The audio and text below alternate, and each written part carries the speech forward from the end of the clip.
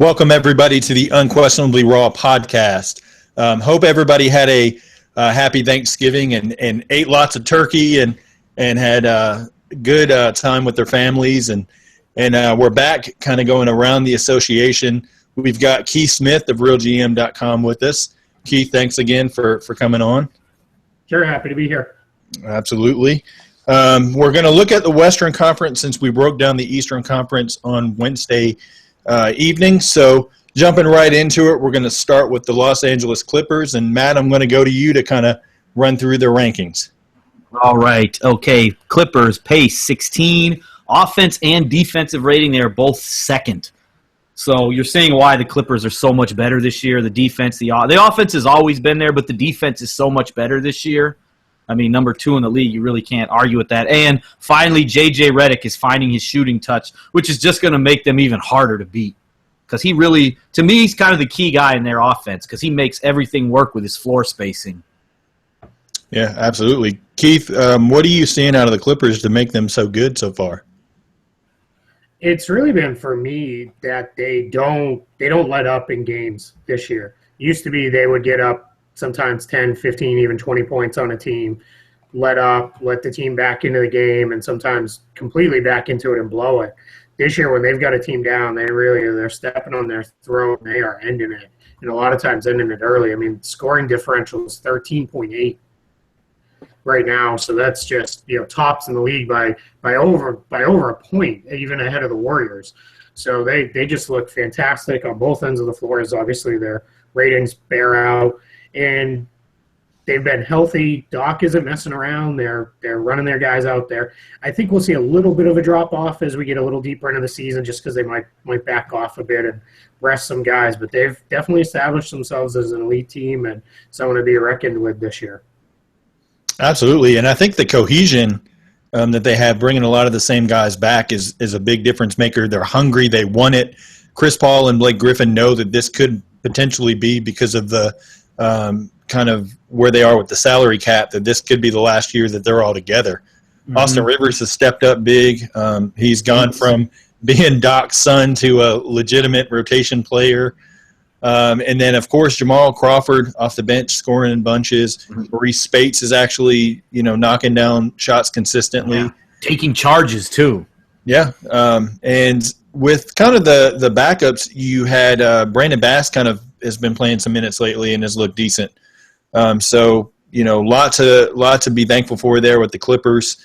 They've been killing it so far. So and it's funny because going into the season and even the last few years, I mean, could we really say they were a true elite contending team? They were kind of like a fake contender. Yeah, like we all call them fraudulent. Yeah, the most fraudulent team outside of maybe the Rockets. But I think this year it just seems different. Right. They're not pissing games away like Keith said. And even the game they lost to the Grizzlies, they were getting smacked, and they were getting smacked by Chicago, and they came back, they fought back, which is kind of un-Clipper-like. So that's a good sign. Yeah. I think their bench, too, has been, like you said, their bench has been really good this year, and that was always their weakness. Like, what's Doc going to do off that bench? Outside of Crawford, they never got anything until now. And even Raymond Felton's been really good for them. Yep. Yeah, and to add to that cohesion point you made, Pete, they are one of only 2 teams that started the same 5 guys every game this season. So they've run out the same starting lineup every game this year so far. So that's definitely helped them, and they're just no nights off yet. So yeah, and I mean it's been good, like you said too, Matt. To your point, is J.J. Redick is usually who they go to start games, and he's knocking down the shots, and had a couple big games where he's hit a lot of shots early. He was really shooting poorly to start the season, and now he's up to like 47%, 48% from 3. It's just fantastic. Absolutely. All right, we're going to go into our second team, the Golden State Warriors. Matt, what are they looking like rankings-wise? Okay, third in pace, first in offensive rating, no surprise there. 15th in defense. So this team is really starting to pick it up defensively, and you can see it. I think guys are starting to getting adjusted to their roles defensively. The newcomers, they understand the schemes that Kerr wants to run. And Pachulia and Durant have really fit nicely into this offense. And, Pachulia is not as bad of a passer. He's a decent passer in that system. Not quite as good as Bogut, of course, but he does fit nicely with what they're doing. Off the bench, they've gotten a lot out of McCaw, which has been a surprise. Iguodala's picking up his play. Livingston is. David West is going to be David West. And look what they're getting out of JaVale McGee now, getting nice minutes from him. So this team, they look really good. And another stat, I talked about it last week, they're number one in assist-to-turnover ratio. I believe, 9 straight games now, over 30 assists. And they set the franchise record against the Lakers with 47. So this team really moves the ball well, and you can see why Durant left Oklahoma City. He's getting the ball in his spots, and it's just beautiful to watch. Absolutely, Keith. What are you seeing? Yeah, they're probably be the best offensive team we've ever seen, and the defense. It's funny. I don't know where they'll finish the year. They've definitely picked it up, but they might be one where the numbers kind of lie. Because I think they're going to be in so many blowouts that they're going to be with backups and really let their foot off the gas defensively in games. Even that Laker game, they let up a lot of points on Wednesday night, but they also scored 149. They beat them by over 40 points. Yeah, so I mean, but when you play it, when there's that many possessions, you're going to give up points. Yeah, absolutely. Yep. So but I think they're fine. It seems like they can dig in and get stops when they need to, and it's just. There's been so many possessions in games already. I'll go back to the Celtics game when they played them a few weeks ago. There were possessions where the Celtics defended everything perfectly, but on the 8th pass of the possession, that guy was just open. And you just can't handle that as a defense. They're going to stress defensive so much that you can defend it, as I said, almost perfectly, and then it's just not going to matter at the end because it's going to be Durant or Curry or Thompson who's getting a look. Your best bet – I think teams might hope that Draymond Green makes his first shot or two and then decides, hey, I'm going to be the guy who goes for 40 tonight and just keeps launching. And there was a play against the Lakers the other night. Klay Thompson, I think it was in the second half. Klay Thompson was running the baseline to get into the corner for that three. They concentrated so much on Klay Thompson, the defense. Kevin Durant's wide open under the bucket for an easy dunk. Yeah, it's impossible. It's not fair. It's crazy. Because if you look at the Warriors, I mean, they lead the league in offensive rating, scoring, and assist. So, I mean, what else could you want out of this team? Klay Thompson. And they're number one in true shooting percentage, effective field goal percentage. They're one. Yeah, I mean, it's ridiculous. I mean, basically, on a nightly basis, if you're the defense, I mean, you can't leave anybody unguarded because even Zaza Pachulia, they can dump it down low and he'll give you a little dance with his 2 points throughout the game. So, really with the Warriors, it's kind of the only thing I would look at cautiously is don't let their foot off the gas, so to speak. Don't get complacent and say, oh, we got it, and as far as into games, because as the season wears on, teams are going to be able to kind of come back on runs and things like that. Now, I don't foresee. A big drop-off defensively from the Warriors. But, Keith, to your point, with them playing backups, Ian Clark and Patrick McCall and different ones, they could kind of fall in the rankings. But at the end of the day, it really matters. The rankings don't matter. It's where you are as far as the NBA Finals and where you're going to be as far as winning a championship. So, it's going to help them that the Clippers and Spurs are both playing so well because it just pushes them because they're not going to want to – they're going to want to be the 1 seed. They're not going to want to have to travel for any sort of big game in the playoffs. So those teams pushing them is only going to help them continue to push all year long. So they're, at the beginning of the year, as everybody was, maybe they'll only, get 60 wins. They're going to push the heck out of 70 again. As long as they stay healthy, which hopefully that's the case. No more injuries. Nope. All right, that brings us to the Spurs. At number 3, go for it, Matt. Okay, the Spurs, 27th in pace. Offensive rating, they're 5th. And defensively, they're 11th, which is kind of surprising because we always think of this Spurs team, great defensively. But I guess when you're throwing Ginobili, Parker, Gasol out there, guys that aren't really known for their defense, there's going to be a little bit of drop. And LaMarcus Aldridge, another one. Kawhi Leonard can't do everything defensively for him. Got to have some help. Exactly. What are you seeing out of the Spurs, Keith? Yeah, they don't have the eraser at the back line anymore in Duncan.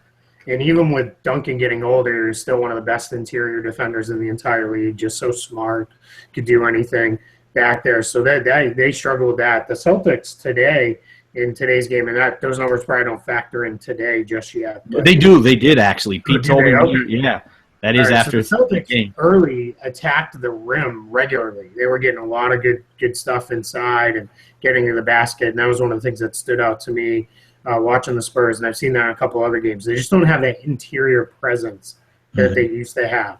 So, but offensively, they still get almost any shot they want. Pop draws up some of the best sets in the entire league.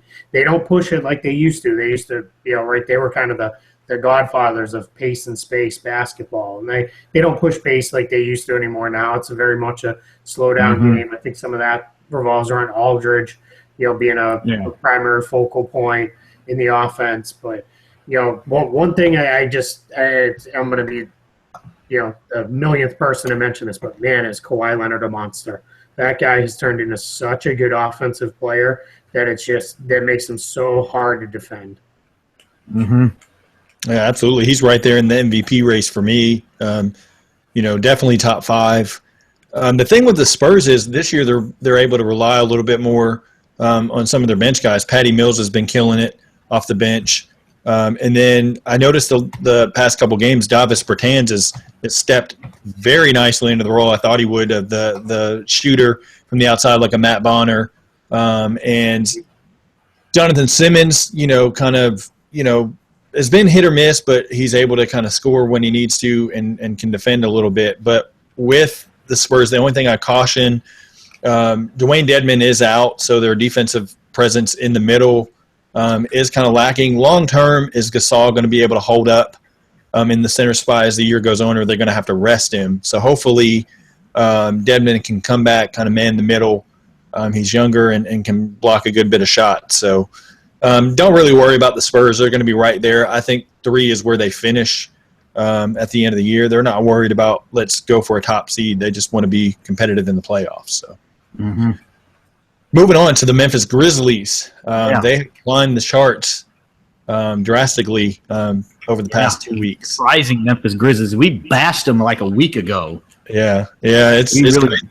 What are they looking like, Matt? Well, they're no surprise with these numbers: 28th in pace, 26th in offensive rating, 3rd in defensive rating. Same old Grizzlies for the most part. They're not running the score up on anybody. They're just grinding it out, just much like that Sixers game the other day. But good job by the Sixers the other night. They, the youth showed up in that game. But this Grizzlies team, I gotta say, they really get the most out of what they have. They're doing an outstanding job. I'm shocked. I didn't think this would be a playoff team. I had them in the playoffs. I had them at the 5th seed, if I remember correctly. When we did our preview show, I think that David Fizdale is a really good coach, and I don't think with Gasol and Conley they slip out of the playoffs. So, but Keith, I want to go to you. What are you seeing out of the Grizzlies? Yeah, it's what Matt said. They're the same old team. They want to see them once they get Chandler Parsons back, because they much like we've said, it feels like for going on a half a decade now, they need one more shooter. And Parsons is supposed to be that guy. The one game when they were all healthy, he looked, really good. And then he went down again, with a, I think it's a bone bruise in his knee. Fortunately, the opposite knee from the one he's had some work done on. But they're stretching the floor a little bit more. Marc Gasol stepping out now and taking some threes. Zach Randolph's been a monster off the bench for them. He just feasts on those second units. I don't know anyone can handle him. Vince Carter's played terrific, especially on the defensive end of the floor, which is not really his forte over the course of his career. So, they're great. And it's the thing is, I think we almost, because they've been doing it so long, we underappreciate their defense now. And they held, granted, it's Philadelphia, and Philadelphia is still growing, but they held them to under 100 points in a 2 overtime game. That almost never happens, So they're still good defensive. And Andrew Harrison's giving some decent minutes to them off the bench. Absolutely, yeah, for sure. He's outplayed the first round pick, Wade Baldwin, who's now down in the D League, just to be able to see some floor time. Harrison's stepped in and taken that role and looked really good with it. Yeah, he looked exceptionally well against Chris Paul. Granted, Chris Paul is going to kill most guys, but he looked like he was able to hold his own and has really earned that backup spot. But Obviously, Zach Randolph is killing it off the bench, 14 points, 8 rebounds. Want to offer our condolences, of course, to both Zach Randolph and to Channing Frye. Both of them lost their mother yesterday on Thanksgiving. Our hearts and prayers go out to them, because it's tough, trust me. So, but looking at Marc Gasol, he actually, it's funny because in the preseason, David Fizdale, I believe it was like 4 threes? I can't remember. He wanted him to average like 4 threes a game or something like that. Yeah, yep, you got it. It was 4 threes. And so he's right there. I mean, he's able to shoot. I mean, really, what's the difference between a long range 2 and just backing up a foot or two, or 2 or 3 feet rather for Gasol? I mean, he's able to knock it down. So, good for him. And with Vince Carter, I mean, he's carried that second unit. James Ennis, before he went down with injury, was definitely filling in for Chandler Parsons very well.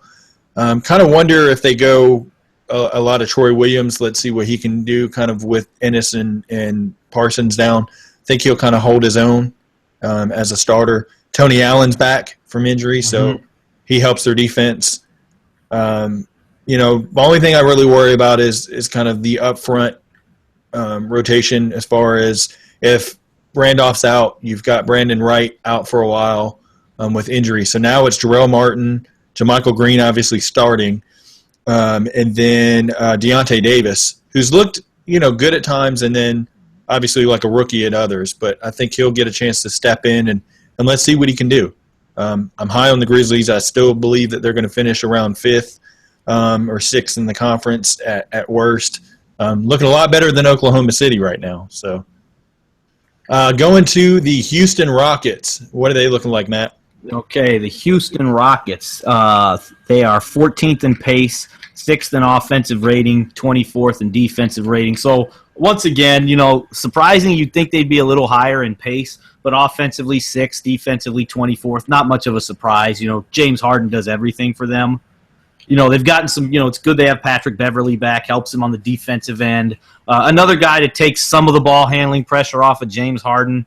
And then you've got some guys off the bench like Sam Decker, who's been pretty good for them, but the problem with them, I think, is going to be the defense. Yeah, any Mike D'Antoni team is basically defenseless. So, Keith, what are you seeing out of the Rockets? Yeah, it's what we expected more. I'm with Matt. I thought the pace would be a little bit higher. I think that's 2 things. I think that's being without Patrick Beverley to start the year. They didn't really have any ball handling besides James Harden. So I think just to conserve him a little bit, they didn't play at that breakneck pace. They're starting to pick that up a little bit. We're seeing that now in games. Clint Capella has been fantastic for them. He's done a really good job. He's been a excellent pick and roll partner with Harden, and D'Antoni system's going to feature tons and tons of pick and roll. And what's happened is because they have Gordon and Anderson and Ariza, who shot it pretty well out there, spacing the floor, Capella's getting whatever he wants. And if you stick with him, Harden's going to get what he wants at the rim. So they're just going to be such a tricky team to defend. It really takes. You need to have a minimum of 3 to 4 good defensive players out there at a time to lock them in. Also, D'Antoni, no surprises, stayed very tight with his rotation. He's only playing 9 guys, which is usually what he does. So they're able. Everyone on that team knows their role. And I'll be honest, I'm eating a little bit of crow because I didn't think they were going to be good. I thought it was going to struggle. So, big thing for them is going to be health going forward because Eric Gordon and Ryan Anderson, who are very much key parts of that team, along with Patrick Beverley, none of them have the best track record health-wise. So they've got to stay on the floor, otherwise they could be in trouble. Yeah, I mean, the key to your point is definitely injury-free. Now that Gordon's able to come off the bench, I think he'll thrive. Spot-up shooter. He doesn't necessarily have to create anything. And then I'd like to see, and I don't know how well it'll happen, but I'd like to see KJ McDaniels overtake Corey Brewer for that backup spot. I like Decker as a stretch 4. Now with the Mata Eunice situation kind of resolved, they're not signing him. Don't really know going forward what Mata Eunice's options are other than going overseas. But they, locks Decker into the stretch 4 role, and I think he fits seamlessly. Nene off the bench is able to give you solid minutes for whenever D'Antoni wants to pull Capella late for free throw shooting reasons. So Yes. I think they're okay overall. They're going to be right there. Anywhere they could climb as high as 4th, all the way they could finish as low as 7th. But I think they're definitely going to be right there in the playoff hunt. So yeah. Going to our next team, we've got the Oklahoma City Thunder. What are they looking like, Matt? 5th in pace, 8th in defense, and 19th in offensive rating. I mean, it's pretty much the Russell Westbrook show there in Oklahoma City. You take the good with the bad with him. I mean, we all question his decision making at times, and we've seen it this year. When he's good and he's really good, and then when those bonehead mistakes come in with the pull up dumb threes in transition, So, and they're not using the big guys like they should. I don't understand this. They got to use Cantor and Steven Adams more on the offensive end. They're really good offensive players down on the post. Yeah. What summed it up for me for the season for Oklahoma City, if you watch late in the game against the Lakers the other night, that ugly ass pull up 3. It's like what MVP caliber player would make that stupid of a move that in that time in the game? But Keith, I want to go to you. Yeah, they have rapidly in this early 7th or 8th, 10th of the season, whatever you want to call it, they have become my least favorite team to watch. Mm-hmm. Because it's all Westbrook and nothing else. It seems like the only passes he makes are kickouts when he's already left his feet, and he really only shows a lot of faith in Victor Oladipo. So that's just tough. I'd like to see their bigs get some more touches. There's been games where Adams and Cantor look like they could do some work, and they're not seeing it enough. Sabonis seems like he only does good things when he has the ball, but he never really sees it. So it's just too hard to watch. I feel like we're going to get to the end of the year, and Westbrook's going to have, 30 triple-doubles, but yet somehow be one of the least efficient players in the entire league, and they're going to be 41-41 and have not made the playoffs, and people are going to be wondering if they should keep Westbrook or not. So they're just such a tough watch. I really struggle with them night in and night out to when I keep a balanced schedule, so I see everybody approximately an equal amount. And when they're on the docket, I kind of shake my head and immediately go to picture-in-picture, because I can only watch Westbrook ISO so many times a night. I'm right there with you. I have to skip watching Westbrook. Really, I've never been a fan of let's go to one player for everything. Now, granted, I am a Sixers fan, a lifelong Sixers fan, so I did have to make an exception for Allen Iverson. But with Russ, it's like passes by accident. I'll use Gonzo as a reference there, because it's like, these numbers look great on paper, but your team doesn't win. So all these, analysts that are saying, oh, he's right there, MVP, they're empty stats if your team doesn't win. They look great as an individual performance, but what are you doing for your team? This is not baseball where you can win the MVP and your team doesn't make the playoffs. Yeah, I mean, you've got guys. You've got Steven Adams. You got Oladipo. You've got Joffrey Laverne is a solid player as far as big man, and Enes Kanter. So you've got guys that you can utilize, and he just doesn't want to. And to me, I've never been a Westbrook fan, and I'm glad Kevin Durant left Oklahoma City and is on a team where many thought that it would be trouble fitting in there, but he's fit seamlessly and is leading the team, in my opinion.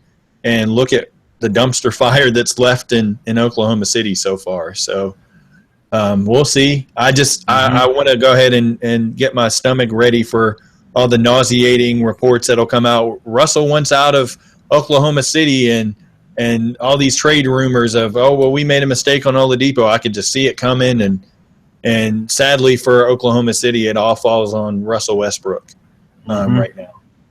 Going to the Utah Jazz. What are they looking like, Matt? The Utah Jazz are 30th in pace, no surprise there. 13th in offensive rating and 5th in defensive rating. So you look at their numbers, and you wonder why they're not better than 8-8. But then you look closely, injuries, I think, is the big problem with this team, like it has been the last couple years. You know, they just can't stay healthy. Yeah, I mean they're defending very well, so that's been their bright spot. I believe holding opponents to like 43%, which is right there in the top 5 in the league. So they got to be thankful with all the injuries. Yeah. But what do you think, Keith? And having Rudy Gobert, you're not scoring on them inside. Right. Yeah, everything they do is so sound defensively. It's all based around running guys off the three-point line and then funneling them to Gobert inside. And Gobert is, he is what verticality was created for, right? The guy he gets it done without fouling. The only time he gets in foul trouble is when he's against a mobile center who has a little bit of craftiness in his game. So he struggles with like a Marc Gasol type of guy or something like that. But he can really get it done just by protecting the rim. And now they're slowly but surely getting healthy again. Excuse me. George Hill's back and looked good Wednesday night rather, and that's going to make a huge difference with them. Just from a standpoint of Hill gets them set up where they need to be. And when Exum was seeing a lot of minutes, and he's flashed some nice parts of his game, but he's starting to get that Rondo treatment where guys are dropping so far off him that Hayward and Hood don't have those clean driving or passing lanes. And that's a real challenge. So we need to see that get picked up and be a little bit better. So they're going to do what they do, though. They're going to play one of the slowest paces, but be extremely efficient. And then they're going to defend like heck, be in a ton of close games. But now that they're getting better health, I think we're going to start seeing them start winning on a little more regular basis. Mm-hmm. I worry with not having Derek Favors there, how well that's going to affect them or how much that's going to affect them. Because Boris Diaw hasn't looked very good. And then Trey Lyles is hit or miss so far. I thought he'd take a bigger leap than he has. So it really falls on Hood and it falls on Hill, and Hayward, of course, which I think they'll be fine. They're going to be right there. They're going to make the playoffs. I just don't think that they're going to be, because of injuries, they're not going to be up in the upper echelon of the West like I expected. But defense is everything, and right now they're holding true to that. So, moving to the Los Angeles Lakers, what are they looking like, Matt? The Los Angeles Lakers, 4th in pace, 8th in offensive rating, 29th in defensive rating. So, I mean, I think a lot of this, they're a little better offensively than I thought they would be. I knew they would be better bringing in Luke Walton and that Steve Kerr style offense that that he was there and he played under Phil Jackson and all that good stuff. But they have been a surprise. They're atrocious defensively, but they have a lot of young guys there. It's to be expected, But now we're really going to see what this team's made of because you got Russell out 2 to 3 weeks. Nick Young's out tonight. Randall's out. So they're really going to be tested. And we saw what happened when they had to start Calderon when they had to go against Golden State. And they got Golden State again tonight. Yeah, that's going to be nasty having Calderon. I can see Curry blowing up against Calderon because he's not going to defend at all. And then the other counter to that is Lou Williams is right there next to him, so that's not good either. But Keith, what are you seeing out of the Lakers? Yeah, after losing that game, I think in LA earlier this year, they want to put on a hurting on them tonight, just like they did the other night. So it wouldn't be surprising if they come out of these last 2 games with the Lakers averaging around 150 points. So it'll be it's the good benefit of guys missing is Brandon Ingram's starting to see a little more floor time. Got his first career start against the Warriors the other night. Got lost a little because of how big of a blowout the game was, but Ingram looked okay. He's actually been a little bit better defensively than I think they thought he was going to be, which is a good sign for them early. But it's going to be a growing season. I think they came out and teams weren't quite ready for them to execute as well as they did, which is a real credit to Luke Walton. And he's been using Julius Randle in that Draymond Green light role where he's doing a lot of ball handling, He's doing a lot of passing. He's obviously not the defender Green is, as few players are, but he's got that full green light to rip and run off the boards. So they're going to be interesting to see. I think they'll start to drop off now as teams get a little more tape on them. Some of the West teams see them for a second time. I think you're going to see them start to fall back in the conference, and ultimately they'll fall out of the playoff picture. But a lot of good pieces in there, a lot of good building blocks. Absolutely. Yeah, I think what surprised me with Ingram, he's got a nice little turnaround, kind of little fadeaway shot that he likes to go to, which playing in the post for him, I kind of worried because I was like, man, he's so skinny. He's got my body type, which is extremely frail, and I wondered how well he would play, playing in that post game. But he's looked decent. He's able to take guys off the dribble a little bit quicker than I thought he was. I am a Duke fan, so I was able to see him throughout the season, but that's against college guys. But so far, very encouraged by what he's able to bring. And with Nick Young, they have to be thankful that he's actually playing some kind of form of defense. He's able to give you good 16 to 20 points a night. Jordan Clarkson's played well in the reserve role off the bench. He's thrived there. And then Mozgov, who many, including myself, have laughed at that contract and what are the Lakers doing? And he's looked very well in the middle for them. Mm-hmm. Fit very well with what Luke Walton wants to do. And speaking of Luke Walton, he's right there. If the Lakers were just a tiny bit better, he'd be Coach of the Year candidate. I just think because of the record and Keith, like you said, as the year goes on, they're going to fall back somewhere in that, probably somewhere around 13th, in the conference, 12, 13, 14, somewhere in there. I don't think they finished last just because of some other teams with injuries, but lot to be thankful for so far. Yep. Moving on to a team that has kind of hit. I would say, in my opinion, not rock bottom, but very close to it. In the last 6 games is the Portland Trailblazers. What are they looking like rankings wise, Matt? The Portland Trailblazers are 9th in pace. Offensive efficiency 10th, and defense they are dead last. There you go, right there. Yep. I think that's the big thing. We know they can score. They got some really good offensive players, but defensively, it's those big guys have no rim protection at all. Nobody changed shots. Well, they got one guy, Festus Ezeli, but they hadn't played yet. That's exactly what they got him for, and they haven't even had him. Myers Leonard's not. Nobody's scared of him. Nobody's scared of Plumlee. They just don't have anything at that interior position on defense. The big thing you got to look at who they're missing the most is Al-Farouq Aminu. That basically the engine that helps them run, and he's probably giving up almost 110 points. And he's probably their best shot blocker. Yeah, Ed Davis is pretty good, but right now they've played Davis over to the 4 instead of. He can play both the 4 and the 5. Which is going to take him away from the rim if he's guarding 4, man, because most of these 4s in the NBA now shoot 3s. Yeah. I'll touch on my last point when it's my go, but I want to go to Keith. Hear your thoughts. Yeah, it's their defense is terrible. It's there's no other way to put it. You guys already hit on it on the inside. The thing too is it's not all on the interior. I don't want to let the wings off the hook either. Mo Harkless has done a nice job. He's really developed into a pretty solid defender. But Lillard and McCollum just aren't very good on defense, and they don't put a ton of effort in either, which is a little sad to see. I will say I give Lillard a lot of credit for when he made that whole "we suck" comment. He didn't leave himself out of that, which is good. You can see he's really developing into a team leader with those kind of things. But they're not getting it done there. And the offense is a little bit of smoke and mirrors because it's been a bunch of good games with a bunch of not good games in there. So they've got to get that figured out. There's some glimpses. Evan Turner's coming around a little bit. Yeah. Really. They're putting the ball in his hands more, not just sticking him in the corner, which is never going to be good for him. And they're getting Davis is in there. I think what we're going to see them do while Aminu is out is you're going to see Davis and Plumlee, but I think they're going to switch, and Plumlee will step out and guard more of the 4s, which he can do in certain matchups as long as it's not a 4-man who can put the ball on the deck.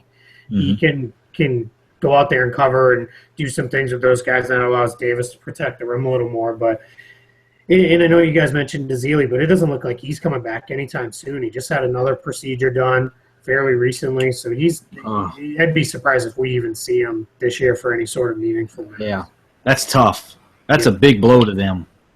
Yeah, they've got like a kind of a platoon of guys that you really can't trust game after game. Myers Leonard, I mean, if he's not hitting threes, he's not doing much else. Bonley's kind of still inexperienced, in my opinion, on both ends of the floor. And then just that Aminu injury is just killer for them. But looking at Evan Turner, he has been better, but he's still a minus 158 in 420 minutes this season, which hasn't been great. Alan Crabb hasn't taken the leap I thought he would after signing his big mega contract. I think he'll come around because he's a shooter, and they invested so much into these guys to kind of keep the concept of what you want to do as a team. You want to keep your core guys, build cohesion, just like the Clippers kind of did, and it's kind of backfired. Neil O'Shea is one of my favorite, basically GMs as far as being able to kind of get something out of nothing, so to speak, and he really took a chance with some of these guys. And I know they looked at Dwight Howard in the offseason. I know they looked at Chandler Parsons, and I know Parsons ultimately chose the Memphis Grizzlies over the Portland Trailblazers, but you kind of have to wonder, with such an ugly fit with Evan Turner, if they didn't make a mistake there. They have to play Turner on the ball, let Lillard and McCollum play off the ball, more of a spot-up role, and they haven't really done that as much. I think they're coming around a little bit more now, but it's kind of too late because, once you get kind of settled in with, confidence as far as Turner is concerned, I don't know how quick he can get back out of that slump. So we'll have to see. Mm-hmm. Yeah. One thing I'll say with that is what they did in the last couple of games. Now, the defense wasn't any better, but they weren't playing as many minutes with Turner out there with both Lillard and McCollum, which is when they were really having some troubles because he just was kind of useless. He really was just spotting up in the corner, which he can't do. They're now playing him with only one of those two guys, which is working a little bit better because they're allowing him to handle it some more. And the last thing I want to add is they've got a trade in them. So they're going to do something, and it's probably going to be something big, and I wouldn't be surprised if it's something sooner rather than later as this next trade window kind of opens up December 15th when guys who were signed over the summer are eligible. I don't be surprised if Portland makes a big early season move to try and get things, because they're they're a half game out. So they're still right where they need to be. So I think they're going to want to get something done to build that cohesion for a big run over the course of the second half of the year. Yeah, I think if it was me, you kind of have to look at I know they can't really – I think there's – and you know this better than anybody, Keith. Isn't there restrictions on Alan Crabb, something about can he veto a trade or something, or they can't – or is it just to Brooklyn? Yeah, he can't be traded back to. He can't be traded to Brooklyn at all this year. That would have to be over the summer. You can't go anywhere that you signed an offer sheet to in a trade. The name to keep an eye on, and we're going to touch on them much further down in the standings, is Dallas, and keep an eye on Andrew Bogut. I know there's interest there from Portland, and the good thing is they could bring him in without doing anything to screw up any sort of long term. I don't want to say flexibility because they have none, but any long-term tax implications or anything like that. So that's the guy I would really watch for as we move into this next trade window in a couple weeks. Do you think they'd have to, if you're Portland, do you have to give up a good bit to get Bogut, or do you think a couple small pieces maybe? Yeah, small pieces, maybe a younger guy who can play for the Mavericks, so maybe a Harkless or a Crabbe could go in that kind of deal. They could also, kick a pick over their way or something like that to sweeten the pot. But I don't think Dallas is going to be asking all that much for Bogut. More just one piece that might be something they can add to Harrison Barnes as they kind of build their next iteration. Nice. Okay. Moving on to the next team, they've actually they've got a guy who's looked really good. One of the top rookies. So far, well, the top rookie out of the class. I think Matt and myself agree there. The Denver Nuggets. What are they looking like rankings-wise, Matt? The Denver Nuggets are 7th in pace, 20th in offense, 19th in defense. Surprising they're actually a little better defensively based on the numbers, because they, to me, aren't very good defensively. I'm kind of surprised at that. Offensively, I figured they'd be a little better because they've got some good offensive pieces. But you're right. Jamal Murray, I think, is the big thing for them this year. That guy's been fantastic. He's getting the minutes, and it looks like he's going to get his first start tonight due to all the injuries. And he started out the season like 0 of 17, but since then he has been on fire. He's shooting 45% from the three. He's showing just how good he is on the offensive end. And he really, when he gets the ball, even if he's not playing at the point, if they get it to him on a rebound, he's gone and he's attacking you. Like when they played the Bulls the other night, every time he had the ball, he was 110 miles an hour. He was attacking the Bulls, and they had no answer for him. And he's taking care of the ball, too. Yeah. In 6 out of the 10 November games, he hasn't recorded a single turnover, which is good for him. He's known as a shooter, obviously, coming out. That horrible start I figured was going to turn around, but, he's been killing it, for the Nuggets. And really, if you look at it long term, because they like Gary Harris so much at the 2, you kind of have to look at, well, do you have a Murray against Moutier situation if Moutier doesn't play great, throughout the rest of the year? And I think it's still too early to kind of go that route, but that's something to think about as far as they are concerned. Keith, what are you seeing out of Denver? Yeah, it's a lot of what you guys said. They have a lot of really interesting pieces. They are probably from 1 to 15 the most well-stocked with viable NBA players of any roster in the league.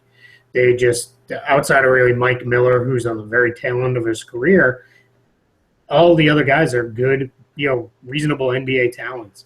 So that's both good and bad. It's good to have that much depth, but it's tough because it means some guys aren't going to see some minutes that need to play as much. So that's where it sounds weird to put it this way, but that's where the injuries have helped a little bit. It's freed up some minutes for some guys. So I love Murray. I really love Gary Harris. I thought he was the steal of that draft when Denver got him after that trade with Chicago. So he's just been, really good player for them in the last 2 seasons. So him being out has hurt them. Now Gallinari's going to be down for a little bit, but Wilson Chandler's been terrific this year off the bench. They're another team that probably has a trade in them. The challenge for Denver is they're going to want to consolidate. It's time for them to move 2 or 3 of these young pieces to get one big-time piece in, and I'm not sure that piece is out there for them right now. They made that big swing at Dwayne Wade. That was a real thing. They were trying to get him this summer just to bring in another star-level guy. So we'll see what happens. It's going to be a good question mark as we go forward to see what they can do. But they're going to try to do something. I'm just not entirely sure what it'll be. Yeah, because of all the injuries tonight, they're throwing out the Nurkic-Jokic lineup. Yes. And going to see how that goes again. Gary Harris being out, I know Barton's out for personal reasons. That's going to basically open it up for the Jamal Murray show. I think he lights it up tonight. And a guy that is also out that I've been very intrigued by is Juancho Hernan-Gomez. He's looked solid in the minutes that he's gotten, playing both the 4 and the 3 a little bit. So I'm very encouraged by the Nuggets. I know their record doesn't necessarily show it right now, but moving forward, they're not too far. They're not too far out of it, though. No, they're not, and no team really is. No. But I think with Keith, to your point, they've got to consolidate somewhere and maybe get another piece that can kind of push them over, the top just a little bit more. I know with Kenneth Faried, they had some rumors there. I'd almost want to move Faried and maybe a Will Barton and try to package them together and get something of some substantial measure and see what maybe they you can see what they can do. Maybe you can package Moutier, or do you think they still want to give him a chance? I would say they give Moutier a chance. I mean, I wouldn't give up on him. They need to, because Murray's good, but he's not a point guard. No, he's not. He can't handle the ball to make plays for others, I guess is the best way I want to put it. He's much better at making plays for himself right now. So that'll come with time with him, but they need to keep Moutier. It's too early to give up on him. Yeah. And he's had some huge games this year where he's just kind of taken over. So it's gonna be interesting to see how they work that guard rotation when everyone is healthy. Yeah, I wonder with Moutier, like if they can do something to keep his turnovers down, I think he'd be fine. Yeah. He's never going to shoot it great. That's not, going to be expected, but he also needs to finish a little bit better at the rim. I think he's good at getting to the rim, but finishing a little questionable there. But I like Denver. I was high on them all off season. I'm still high on them. I don't think they make the playoffs, but I like I said, I think they're going to make a substantial leap forward going in for next season where they will make the playoffs. Going to the Sacramento Kings. What are they looking like? Okay, here we go. The worst franchise in all of professional sports, the Sacramento Kings. 26th in pace, 15th in offensive rating, and 28th in defense. Really no surprises there at all. This team, they're still, to me, they're 6-9? They're still a mess, though. Like, there's no, I think the basketball people in that organization, I think they want to move Cousins probably. But, like, what I read, Vivek Ranadive, the owner, Mr. Run his team like it's NBA 2K, my GM, he doesn't want to move him. This guy that owner is ruining this franchise. Well, they won't allow the basketball people to make basketball decisions. Yeah, the thing is they have too many minority owners as far as so many guys want to have their hand in the pot, so to speak, to make a decision. And ultimately, in my opinion, if you're going to roll with DeMarcus Cousins, then, go with him, put some pieces around him that work. If you're not, you're going to move, and you need to move him, which I think is the best course of action because ultimately he's going to go in one of those tirades where he just is not controllable. David Yorger is not going to be able to reach him as far as a coach. So you move him, get what you can before it's too late. You go in to his free agency season, and you basically can't get anything from him. So move him now while he's still got tremendous value. You can try to get something that works. Rudy Gay, they've got to figure out, even though he's been playing well, they've got to figure out something for him before they lose him for nothing. But, Keith, what are you seeing out of Sacramento? Yeah, I like that Dave Yeager obviously has enough organizational pull where he came out and said, this lineup we're running with is not working. And he completely changed it. He's going to the very small lineups. He started one game with Collison and Lawson in the backcourt, which is, that's taken all the way back to the 50s and 60s for a small backcourt as that is. Barnes and Gay up front around Cousins. So I like it. Try something a little bit different. It's there's no reason why you continue to do the same things over and over again, which has been getting them in trouble. I know Zach Lowe came out with his report this week that there's people in the organization who are sick of Cousins, and I have no reason to refute that. I've heard similar things. I've also heard similar things that people don't know exactly who you're supposed to talk to. It's supposed to be Vlade, but I've heard things where, there's trade proposals that don't necessarily make sense that come out of them, or counters that don't work. And, and then it's the team that I've even heard, I think we've got something locked in, but I got to go back and run it by ownership. So it's just a little bit of a messy situation there. Does Vivek have the ultimate bottom line signature on everything? Is he that kind of an owner where Vlade can make a deal, but if Vivek's not on board, it's not happening? Yeah, I think there's probably some of that, and I think a lot of owners are more that way than people realize. I just think they generally just full on trust their basketball people to make those decisions. It doesn't seem like Vivek does. No, but I almost equate it to early Mark Cuban. Right, Mark Cuban kind of came in and was like, it felt like there was a trade every week there. And I remember he brought in Dennis Rodman. Yeah, and it was like running a fantasy team or something. Whereas me and you were sitting around and let's just trade guys just to trade them. So that's kind of what it feels like. It's his toy, and and he spent a ton of money for the team. So it's just and he's turned some people around the league off. His comment about if the minority owners aren't happy, they can tell me, I'll write them a check. Those kind of things. So they continue to do a lot of things that are questionable. The challenge is, can they get fair value for Cousins, because right now around the league, there's a lot of teams that are very skeptical, teams that might be on the next step from contention that wonder if bringing him in does more harm than good just because he's so finicky to fit around guys. There's some people who wonder that. So it's going to be interesting. They remain interesting to watch, but I don't want to take it away from them too much because they've had a tough schedule too. So they've played some tough teams. They beat Toronto. I know it was questionable at the end of the game there, but they did get that win. They beat them twice, I think, this year. Yeah, they beat them twice. They had 2 Sundays, oddly enough. So they've looked good at times, and and it can be hard. And when Cousins has it going, he's one of the best guys in the league. But I want to throw one stat that shocked me, at least, was Cousins has not shot 50% yet for his career. Wow. I didn't know that. You know what, though? I think he takes a lot more jump shots, and that's why. He does.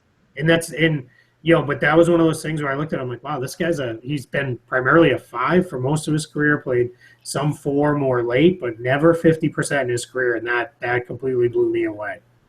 Interesting. Huh. Going back to the owner, I can't help every time we bring up Ronadive is to go back to the 2014 NBA draft with I want Nick Stauskas, and like everybody in the draft room, they're like, they looked at him like, what are you doing? What about Elfrid Payton? We like Elfrid Payton. And then like he's like, no, Stauskas. And then like it's time to make the phone call to the league, and he's all like, Stauskas, what are you going to do if that's your boss? Are you going to say, I think we should go Elfrid Payton? And like, I mean, you're going to be fired probably on the spot. Damn. Ramon Sessions just dunked on Hernan Gomez. Nice. I'll tell you, dude, on that Stauskas stuff, there's a lot of controversy around that because Ronadive and some of the people close to the Kings said that was creative editing that made it look more like it was. Some of the others say it absolutely wasn't. It was what it was. But, here's my thing that I go back to. With how Elfrid Payton has played, does it really matter? Yeah, I mean, you're right about that. Yeah. Stauskas is actually looking good. Let's go back to it's his team. He paid all that money for it, and he wants to run it how he wants to run it. So it's. I just didn't understand the move. You get these guys that are clustered at the same positions. So yeah. I don't get it from that standpoint. I wouldn't necessarily say Peyton's better than Stauskas. I think they're about even. In my opinion. I mean, they're both kind of going to be marginal role players. They're never going to be superstars. But with the Kings, like I said, they've got to make a choice this year, Cousins or no Cousins, and just let the rest of it die, because carrying it out a whole another year after this is just going to be detrimental to them overall. So, enough about the Kings. I can be nauseated all day long talking about them. I want to move to a team that's been climbing up the ladder, the New Orleans Pelicans. What are they looking like, Matt? The New Orleans Pelicans, 8th in pace, 23rd in offensive rating, 7th in defensive rating. I think you'll see the defense, but the offense I think is going to climb now. With Holiday back, you'll get, like Keith said earlier, Tyreek Evans coming back at the beginning of the new year. So I think this team's only going up. They actually look like they could be a playoff team now, which – hell, I think just last week we wrote these guys off too. Yeah, and they've really looked good. Yeah, they've really looked good. So I think this could be a playoff team. I don't know how to go that far with it, but Keith, I want to go to you. What are you seeing out of the Pelicans? Yeah, it's no longer the Anthony Davis and no one else show, and that can be tough on a big to carry a team like that. So they've definitely played better. Having Holiday back has helped stabilize things. I think oddly enough, it's taken a lot of the pressure off Tim Frazier. And it's not like Frazier's holding him off for a couple reasons. Frazier's played really well, the primary reason. And then I think they like Holiday off the bench because they can spot his minutes a little bit more that way. But it's made Frazier, I think, a little more comfortable. They had a game, I think it might even been Wednesday night. They combined for 16 assists. They had eight apiece, which is really great play out of your point guards. The Dante Cunningham injury is tough. You never want to see a guy get hurt. But as I said to you guys before we went live, was, at least now, Alvin Gentry can't play him at small forward anymore, which is just a disaster. He's not a small forward. He's not one defensively. He's not one offensively. It just doesn't work. So I think that's kind of good. I think it's going to force them to go small even more with Buddy Hield might see some of those minutes in 3-guard lineups. And Anthony Brown's definitely going to get some runs. So watch out for that. Maybe as soon as tonight we could see Anthony Brown start seeing some real minutes. Yeah, and then once they get Tyreek Evans back, as you said before the show, he's coming back somewhere around January.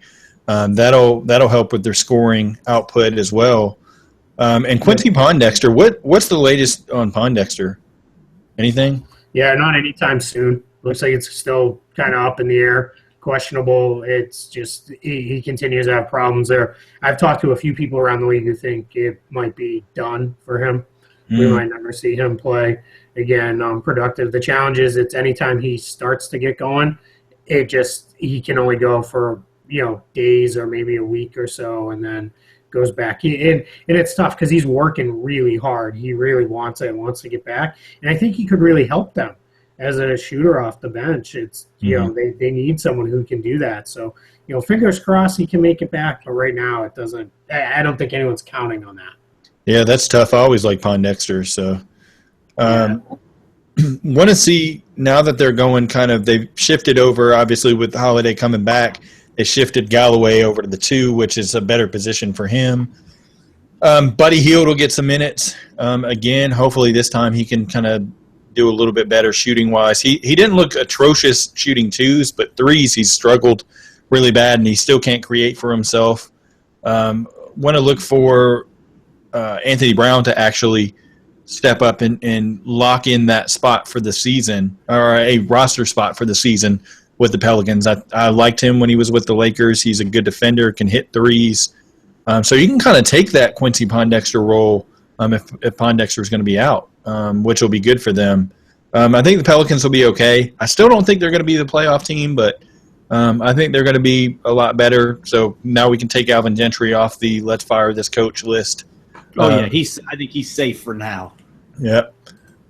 Going to the Phoenix Suns. What are they looking like, Matt? The Phoenix Suns are second in pace. They are 21st in offense and 21st in defense. They're just a really young team, and you got guys like Brandon Knight coming off the bench who he hasn't really been the guy I think we thought he would be. This is a guy we thought this guy would be a 6-man guy, come in, score a bunch of buckets off the bench, but he's really not doing that. Booker's kind of been up and down, which I guess we can say his numbers look decent, but he's only 20 years old now. He's probably the number one guy that's game planned for on that team now. So he just has to adjust. But they're just young, and Chris isn't. He's kind of up and down. It's gonna be a long year for them, I think.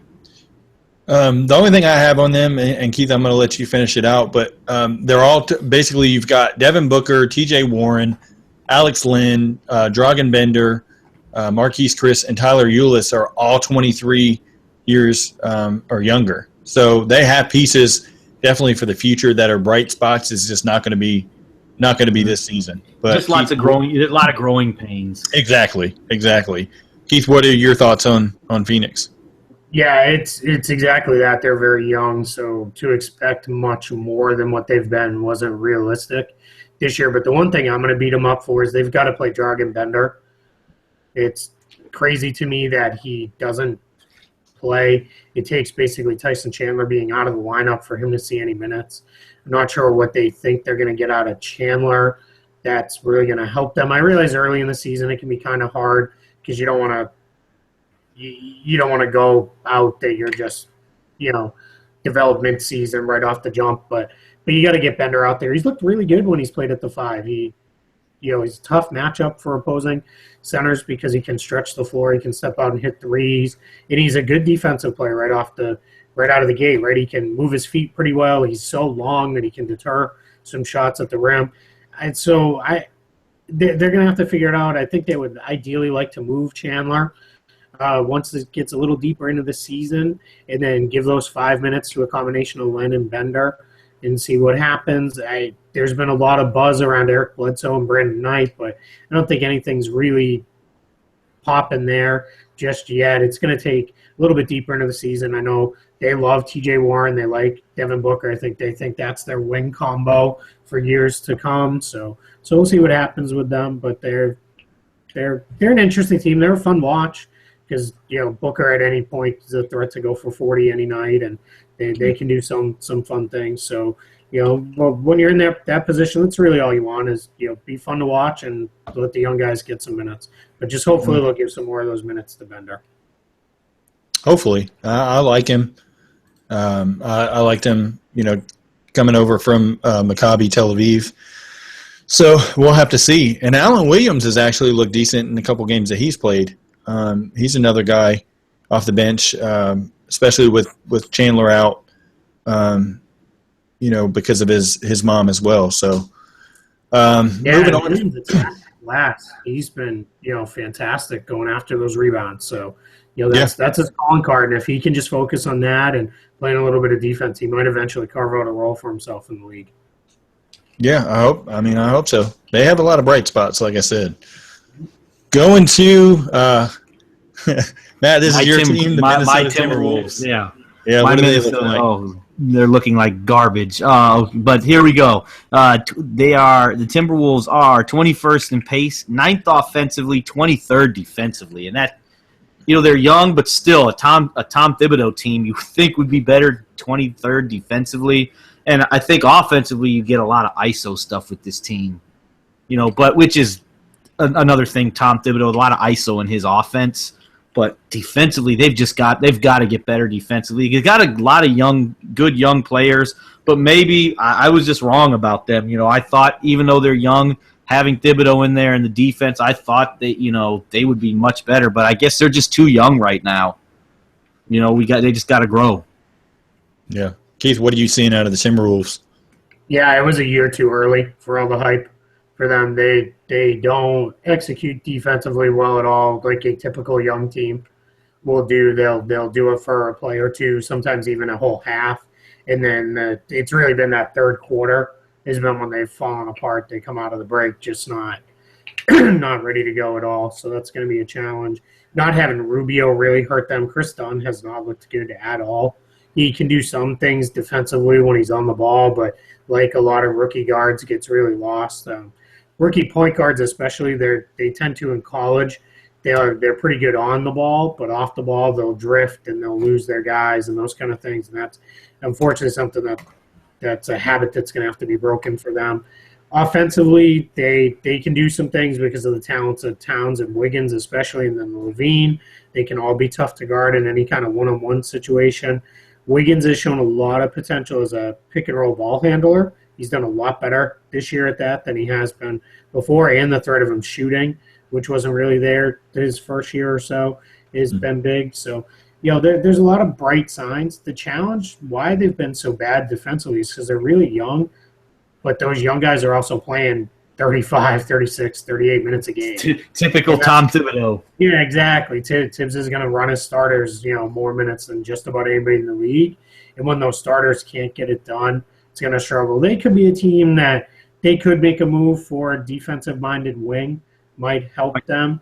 Luol Deng. Yeah, that's been thrown out there. I don't know that just more the length of the contract than anything, keeps them from that. They could even bring back a Tayshaun Prince towards the end of the year more as a just kind of help the locker room, help guys defensively, those kind of things. But they're just the hype on them was a year too early. They've got a lot of things to figure out, and it doesn't mean that they're bad or anything like that. They've just got to get it worked out and see where it goes. Yeah, I couldn't put them in the playoffs just for the simple fact that I thought, it would take just a little while with some of the young guys. But Wiggins being able to shoot the three now, I think is consistently is a bright spot. But Karl Anthony Towns has looked better recently. Had a little bit rough start to the season. I'd like to see a little bit more out of the bench. Of course, Dunn has looked terrible. I don't know why they're not giving Tyus Jones the backup role for now. You've got Brandon Rush has been in and out of the lineup. Same with Shabazz Muhammad. Bielitsa has looked look good off the bench, but basically you got Jordan Hill who hasn't played hardly at all.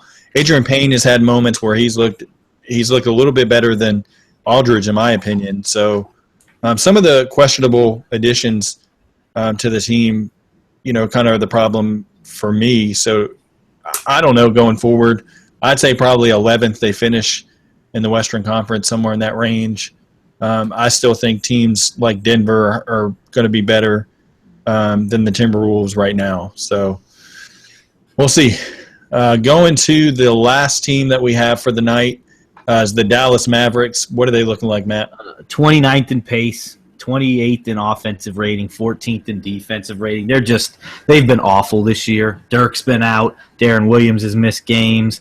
JJ Barea now. I think injuries have hurt them. I think they would be better if everybody were healthy. Barnes, the bright spot for this team, though, has been Harrison Barnes. He has more than lived up to expectations in the contract. So hopefully he gives them a nice piece going forward. Dirk's going to ride off into the sunset eventually. No more championships for him if he stays in Dallas, unless, maybe he wants to get traded, Cuba. I don't know, but they're just not very good. Yeah. What are you seeing, Keith? Yeah, Mark Cuban said that they would never intentionally tank while Dirk was on the roster. And they're not intentionally tanking, but it's happening. It's been really the injuries at the point guard spot has done them in. They don't have anybody who can get them into any kind of set offense without Williams, Barea. Devin Harris has been an underrated loss for them. Seth Curry's a nice player, but he's not a real point guard. He's more of a shooter at that spot than someone who's going to run an offense.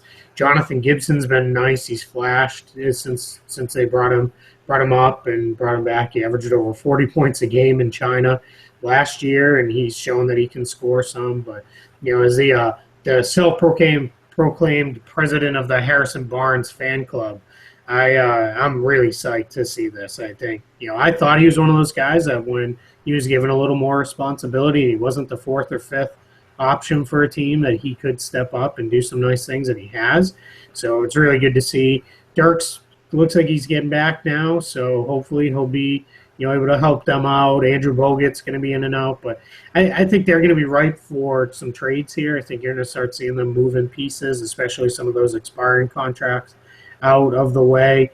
And it might not be the worst thing in the world for them to get a good high draft pick and then go into the summer potentially with some cap space, and maybe they do. Dirk does make one more run at it with another iteration of a team where he can really just go out on more of a high note of being a playoff team, because that is not going to happen this year. Yeah, put Markelle Fultz on that Dallas team. He's going to look pretty nice. Yeah. I think with some of the veterans, Darren Williams, you can move him to a team and he could be a nice backup. So that's the trade I would like to see kind of happen just for both sides. Maybe a Wes Matthews, I don't know as far as his contract goes, if teams would really want to take him. But overall, just tank the season, get guys like Justin Anderson, get him more minutes, see what he can do. If he's going to be a rotation player or he's not, you can figure that out this year. Salah Mejri, Dwight Powell, those kind of guys, you can get them heavy minutes and just kind of either develop them or figure out, hey, they're not fit for this team and we can move them.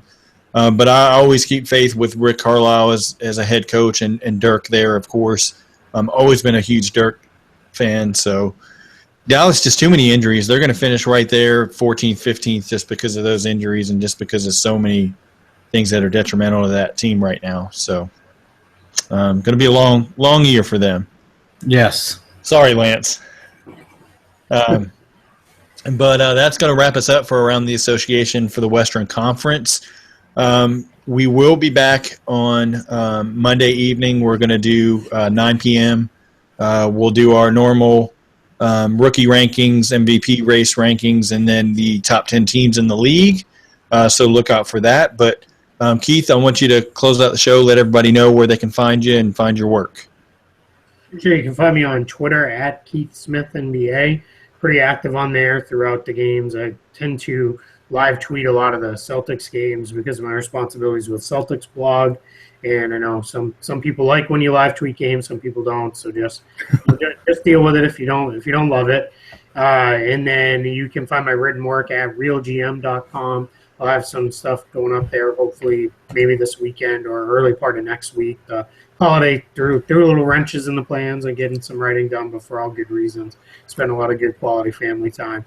And then you can find daily on fanragsports.com in the NBA section, the Skip Pass. That is our run around the league. We go through every game and hopefully call out some things you might have missed if you weren't able to see the game. And you, like I said, you find that daily. That's up, hopefully between 10 and 11 every morning for the previous night's games. Tonight's going to be a busy one. All 30 teams in action tonight. That very rarely happens in the NBA that all 30 teams play on the same night. So we've got it tonight, and we're as soon as we get off here, I'm going to be wearing out the remote, flying around League Pass, checking in on a bunch of different games. Yeah, hopefully that League Pass is working okay for you so far. It's been hit or miss some nights for me. Don't really I stick know to the TV-only version, so I've been pretty lucky. I haven't had any issues with that. So nice. Okay. Well, for everybody that's listening, please continue to go to iTunes. Give us a 5-star rating. Along with that, give us a little written review, what you think of the show. We've gotten a few more ratings. I think we're up to like 67. We've got 66 out of those 67 that are 5-star. So thank you, everybody who's done that for us. We want to continue to bring you great content.